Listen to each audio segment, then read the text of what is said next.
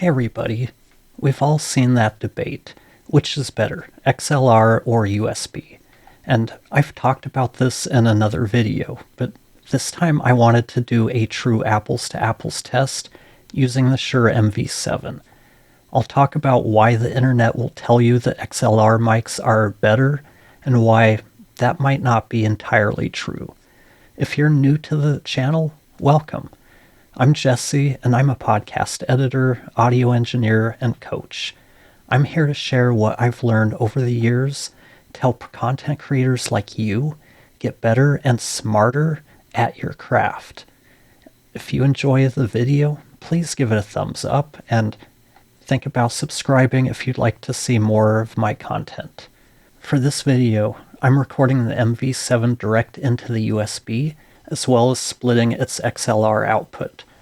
One feed is going into a Focusrite Vocaster 2, and the other into my Cranbourne Audio Camden preamp, which is then fed into my Universal Audio Apollo X8 audio interface.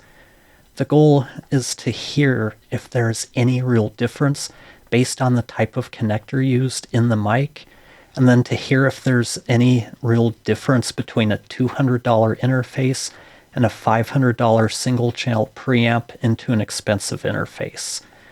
I'll cycle through the different setups throughout this video so you can hear what differences there may or may not be. Each track will be level matched and processed identically, so you're only hearing the differences in the preamps and the analog to digital conversion. So now, let's move on. The main argument I see online is that XLR mics, they're just better than USB. The issue I have is that this comment focuses on the connector type, and that literally has nothing to do with why one mic sounds better than another. Usually we're comparing two different microphones and not the connectors themselves. Something like a no-name dynamic to a Shure SM7B or a Yeti to an SM7B. Where did this idea come from, though? Let's go back about 20 years when the only option for a decent mic meant you needed an audio interface and an XLR mic. I'm not sure if Blue was the first to the market with a USB mic or just the first one to gain traction with it, but we picked one up because Tara was doing some voiceover work for some videos at work, and she needed something she could take into work.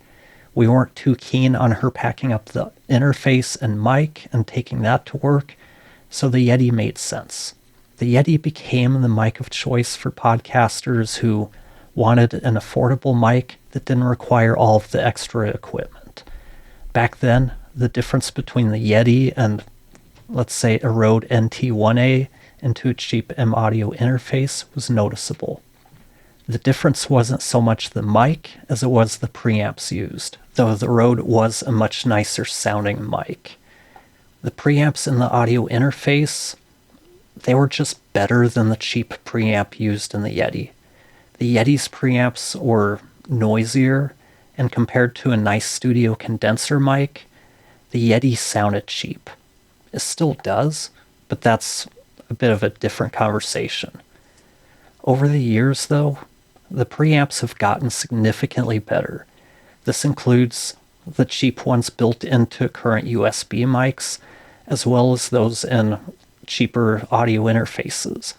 That's one of the reasons I'm comparing the Vocaster to the Apollo, or more accurately, the Vocaster to the Camden preamp. The Camden costs about twice as much as the Vocaster, maybe 5 times as much when it's on sale, but I just wanted to compare those. At Podfly, our in-house mic is the lowly Audio-Technica ATR 2100X.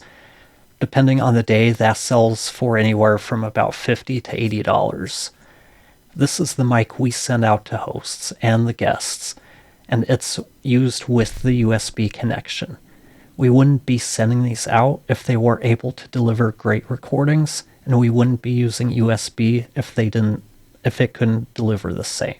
And in the next room over, Tara uses the MV7, primarily because it's easy to use.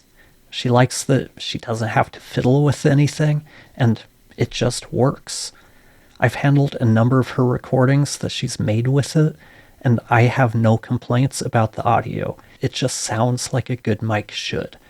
And I've worked with a number of other hosts who've used it, and I have yet to hear a voice it doesn't sound great on. So in my experience, I disagree with the notion that USB mics are inherently worse than XLR mics. It's all about the built-in interface and not the mic itself. Companies like Audio-Technica, Rode, Samson, and Shure, they're more likely to put in higher quality preamps than some of the no-name manufacturers. The name brand makers, though, they have brand reputations to maintain. The no-namers, they don't care about that. Their only goal is to sell as many as they can by making them as cheap as possible. So what about you? Can you hear the difference between the three setups here? If you can, which one sounded the best to you? Which one sounded worst? And do you think the average listener even cares? If you'd like to see more videos about mics and equipment, check out this playlist over here. And as usual, I want to thank you for watching, and I'll talk to you next time.